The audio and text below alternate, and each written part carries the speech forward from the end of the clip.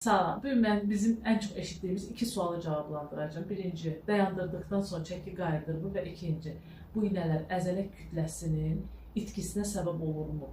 Birincisi, xanım bizim yanımızda oturan, ilk dəfə bizə müraciət edəndə piyələnmə birinci dərəcə idi. Boy çəki indeksi 30,5 idi.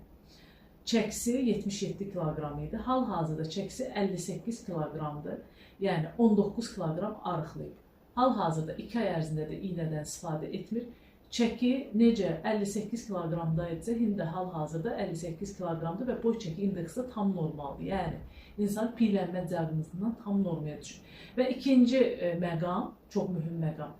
Biz xanımı imbozi cihazına çıxartdıq əzələ kütləsinə baxmaq üçün. Əzələ kütləsi də tam norma daxilindədir. Bu bizim 19 kiloqram arıqlayan xanımımızın əzələ kütləsi. Gördüyünüz kimi boy çəki indeksi tam norma daxilindədir və əsas məsələ əzələ kütləsi də norma daxilindədir.